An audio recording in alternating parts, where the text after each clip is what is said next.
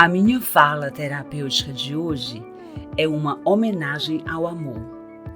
Eu sou Luíse Madeira, psicóloga, terapeuta de casais, gravando para o New Me.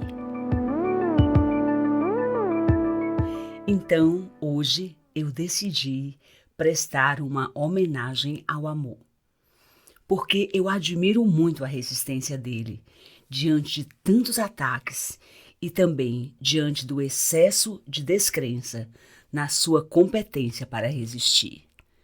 Mas primeiro eu quero definir nesta fala terapêutica o que é que eu chamo de amor. Faz muito pouco tempo que eu formulei essa definição. Quando a pandemia começou a ceder um pouco, num sábado de novembro, eu e meu marido decidimos almoçar fora, num lugar muito interessante chamado Estrada do Vinho, em São Roque. Nós dois, na rodovia, depois de um longo período de clausura compulsória, a música tocando alto, e num momento eu olhei para ele que estava dirigindo e pensei, no mundo inteiro, era com ele que eu gostaria de estar. Então eu chamei isso de amor. Amor, estar com a pessoa que a gente gostaria de estar, e vice-versa. Esse vice-versa aqui é fundamental. Então, duas pessoas que começaram um projeto de vida juntas, com intenções de permanência, não são as pessoas perfeitas, nem as mais bonitas, nem as mais legais, nem as mais adequadas, nem as mais sensuais, nem as que mais se combinam, seja lá o que a gente ache que significa o verbo combinar. Cada uma precisa ser para a outra apenas o endereço preferido do afeto. Mas nós, que vivemos com outra pessoa uma história de amor duradoura, somos muito competentes em estragar o cotidiano. Somos especialistas em deixar escorrer sem uso a magia da convivência. Um terapeuta de casais lida com isso todos os dias, sem exceção. Eu acredito muito no sucesso de um projeto de convivência, mas para ele acontecer, as duas pessoas têm que investir, têm que se dar, e esse investimento vale a pena, mas exige duas coisas: lógica afetiva e dedicação, para cada um se aprimorar como boa companhia. Ser parceiro ou parceira de uma pessoa por muitos anos é um super desafio e é difícil acertar o ponto. Por outro lado, uma existência compartilhada é uma forma extremamente lúcida e lúdica de viver. Eu poderia não acreditar mais no amor, vocês não acham? Tantos anos lidando com reparos amorosos deveriam ter me transformado numa psicóloga que escolheu o caminho mais fácil e cheio de sócios da crença de que o amor é uma utopia. Mas eu não me transformei nessa pessoa desacreditante do vínculo amoroso. Eu continuo cheia de fé na convivência e na parceria. Eu acredito que se tivermos atitudes éticas, dignas, interessantes e funcionais, o amor não só não acaba, como cresce e fica bem robusto com o tempo.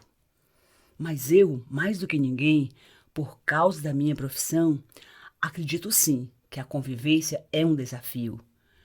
Mas os desafiados que se amam e decidem abdicar um pouco das suas demandas narcísicas conseguem chegar em um lugar psíquico onde adquirem a convicção de que amar é bom. E a vontade de ficar junto pode até ter algum decréscimo eventual, mas não acaba. Esse grupo, o do amor solidificado, geralmente é considerado sortudo. Mas eu reflito e penso que, se existe uma sorte nesse tipo de história, ela consiste na sorte de acreditar. Talvez seja mesmo uma sorte acreditar no amor. Meu viés como terapeuta, eu revelo para todo casal que procura meus serviços profissionais. Eu confesso no primeiro encontro que a minha vocação é para a manutenção do vínculo. E não é por romantismo não, é por experiência. Com certeza, a ruptura é uma solução para muitos casamentos e eu já indiquei várias vezes, mas acredito que só deve acontecer quando houver impossibilidade real de manutenção do vínculo. Se uma das partes realmente não quiser mais, não há o que discutir, mas enquanto houver dupla dúvida, há possibilidade. Depois de quase 40 anos lidando com questões de conjugalidade e nos últimos aprendendo muitíssimo sobre conjugalidade homoafetiva, eu sei, no mais profundo do meu ser, que a maioria das relações amorosas acaba por incompetência bilateral. Quando as duas pessoas neutralizam a falta de competência para conviver e adquirem habilidades de coexistência, o relacionamento adquire a capacidade de decifrar os códigos de permanência. E isso pode ser muito satisfatório para as duas biografias individuais. Eu queria muito compartilhar o que eu sei com vocês sobre esse tema de amor de convivência. Então, eu vou apresentar aqui 5 proposições de homenagem ao amor, visando a cura dos vínculos. A minha ideia é gerar reflexão, no sentido de que vocês consigam implementar a causa conjugal, porque a causa conjugal é uma boa causa. Eu vou ser muito objetiva para deixar que a reflexão de vocês, dentro da relação amorosa de cada um, gere conteúdos personalizados. Minha primeira proposição de homenagem ao amor é que a gente cultive intimidade psíquica. Intimidade psíquica é a liberdade de eu ser o que eu sou quando estou contigo. Nessa intimidade, a gente decide passar medos juntos, viver os perrengues das ansiedades de cada um e dos dois, revelar nossas paranoias e não fazer malabarismos para esconder nossas fragilidades, porque o amor é a nossa casinha emocional. Eu tenho trabalhado muito a ideia de que quem ama informa, diferente do amor conservador que diz que quem ama adivinha.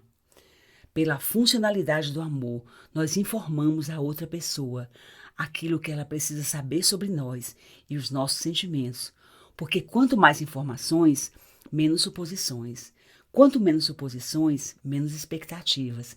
E quanto menos expectativas, menos frustrações. A gente informa e deixa a outra pessoa lidar com a informação. Ela nos informa como se sentiu com a informação e assim vamos construindo um sistema real, onde cada parceiro e parceira sabe onde está existindo emocionalmente. A simplicidade é imensa. Olha, eu vou te informar o que eu senti quando tu fizeste isso. E eu vou te informar as minhas razões para fazer. E por aí vai.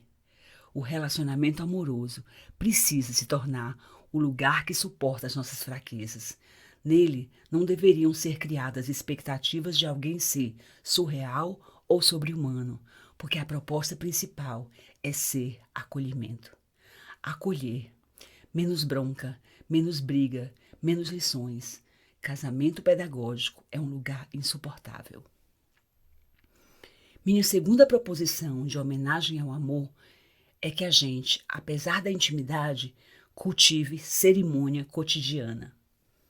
Vai parecer paradoxal falar tanto de intimidade e, em seguida, lembrar que a cerimônia é um ponto fundamental do amor, mas não é paradoxal. Vale lembrar que eu estou fazendo com a palavra cerimônia o que sempre faço com a maioria, usando-a numa vertente um pouco metafórica. Cerimônia, aquilo que me faz respeitar as fronteiras do outro e os limites da própria relação. Cerimônia é não invadir a privacidade, não fazer piada com as fraquezas, não expor a outra pessoa, não baixar o nível da briga, não ser inadequado na crítica, nem lançar mão de adjetivos indignos.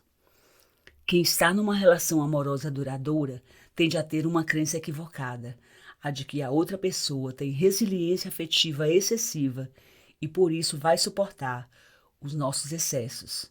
Grande perigo emocional para a relação. É essencial ter a dignidade de não expor o outro, nem no ciclo mais íntimo dos dois.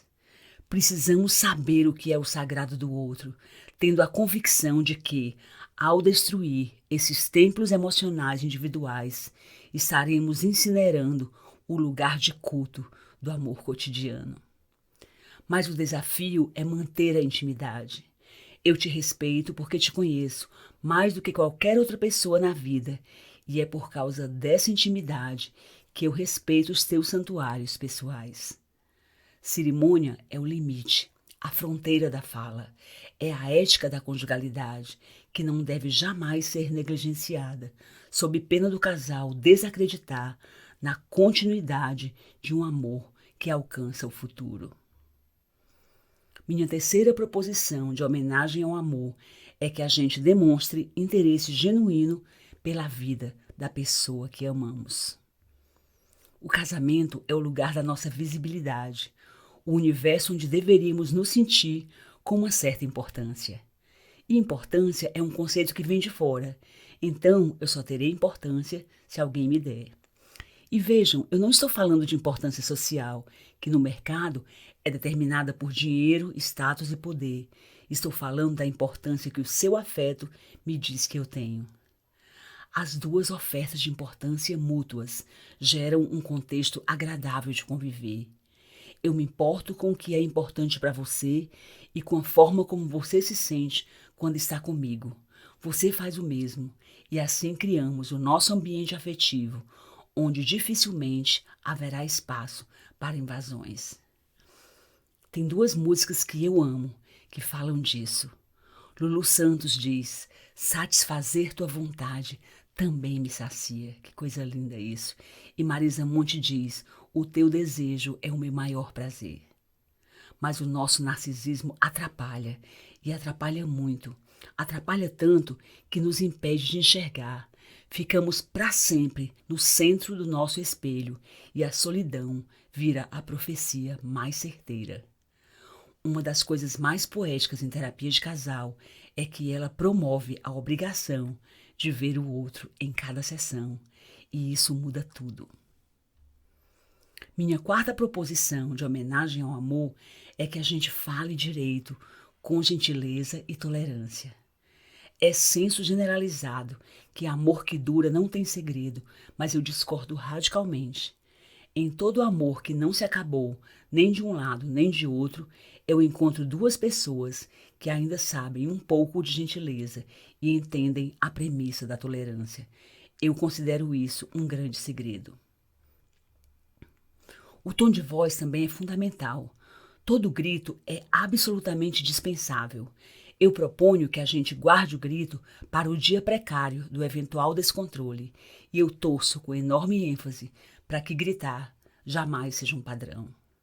Mas há também os que não gritam, mas falam a chantagem baixinho, sussurram a ironia e ameaçam o fim com descaso pela dor. Mas a gente precisa aprender a falar. É a fala que viabiliza todo o vínculo. É a fala que estraga, mas é a fala também que faz o reparo. Então, falar direito com quem a gente ama é uma forma sublime de homenagear o amor. Minha última proposição de homenagem ao amor é que a gente valorize muito a história vivida. História. Uma história de duas pessoas que um dia se encontraram e passaram a caminhar juntas na vida. Pode existir coisa mais bela do que isso? Eu amo demais essa parte do amor, a parte da história vivida, a compreensão de um encontro quase cósmico nessa grande história coletiva de desencontros, de atrasos e desistências. É muito mágico pensar que duas pessoas se acharam no mundo e começaram uma história.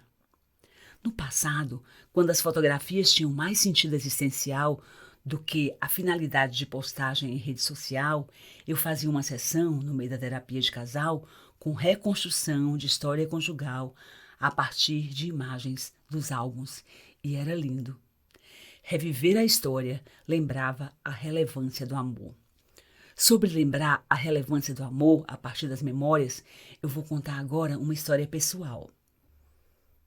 Há 38 anos, quando eu e meu marido fizemos 10 anos de relacionamento, eu fiz um livro, um álbum. Eu acho que o primeiro scrapbook que eu vi foi esse que eu fiz intuitivamente. Eu montei todas as nossas cartas, os nossos cartões trocados, inclusive telegramas, que coisa mais vintage, e depois mandei encadernar. Foi uma surpresa muito boa para ele, e ele passou dias lendo. No fim, ele me disse impactado, nem eu sabia que te amava tanto. Eu nunca esqueci essa fala, uma consciência do amor suscitada pela própria história dele, a biografia interna do vínculo valorizada nele, um processo de reverberação do amor quase autonômico. Eu tenho outra história pessoal de autoalimentação afetiva. Quando nós fizemos 25 anos de casados, meu marido fez uma poesia de extrema sensibilidade e altíssimo valor literário, um dos textos mais bonitos que eu conheço sobre uma história de amor maduro. Mas ele não parou aí. Ao chegarmos de viagem, de aniversário de casamento, ele escreveu a poesia na parede. Foi um trampo danado, mas ele quis e ficou lindo. Hoje eu acho que aquela parede virou uma tela da nossa história, que nos lembra sempre o quanto as memórias robustecem o amor para ele conseguir permanecer, mesmo quando poderia desistir de ser. Na história reverberada, todo casal tem a exclusividade das memórias, e isso é pura poesia. O amor é um estado que se desenvolve, e para isso é preciso validar a história. Eu vou terminar esta fala terapêutica, e vou terminar de uma forma bem ousada, que eu não planejei. Eu, que sempre uso a poesia de tantos, vou cometer a coragem de ler essa poesia da minha própria história. Não vou fazer isso para ostentar afeto, não. O que eu quero é dizer que cada história tem o valor que cada casal dá. Segue então a poesia que citei, numa história real, banal, comum e imperfeita, de um amor totalmente humano, com uma proposta, a de demonstrar que a história de cada vínculo precisa muito ser escrita nas paredes da nossa alma. O nome da poesia da parede é 25 Tempos. Neste tempo, quando flores da primavera brotam, inebriados por elas ficamos, quando, aquecidos pelo calor do verão, o inverno tem seu frio intensificado, somos mais impulsionados um para o outro, fazendo do outono um manancial de frutos. Neste tempo, quando temos as memórias do tempo e tempo para as memórias, quando conhecemos o desejo ardente e vivemos a paixão consequente que perfuma o tempo que embriaga e faz brotar o sedutor calor que aquece a carne que molha, somos expostos ao sol do amor. Neste tempo, quando em asas de águias voamos pelos altos despenhadeiros do companheirismo, quando já fomos limpos das idealizações, pelo vento da cumplicidade, navegamos por mares sem temer a tempestade. Nesse tempo, quando o outono da vida faz as folhas começarem a cair, quando a vida se prepara para o inverno que se aproxima, somos como a primavera, em flor desabrochada, que, regada pela chuva do verão, dá o maduro fruto do outono e faz do inverno o tempo do aconchego. Neste tempo, quando competimos pelo prazer de dar ao outro prazer, quando almejamos ter o outro, mas não o aprisionamos, somos felizes. Neste tempo, sou feliz. Como a primavera, você embota a minha mente com o perfume da sedução. Como o verão, você envolve o meu corpo com o calor da paixão. Como o outono, você me faz saborear o fruto do prazer. Como o inverno, sou atraído para o ardor de viver com você. Ao dizer esta poesia, que faz parte da minha história pessoal, eu não quero ser modelo, jamais. Eu só quero fazer uma coisa que eu acho essencial na vida de todos nós atualmente. Eu quero inspirar. Se cada pessoa que me ouviu se inspirar a valorizar a sua história, essa minha loucura de dizer a minha poesia particular terá valido muito a pena nessa homenagem ao amor.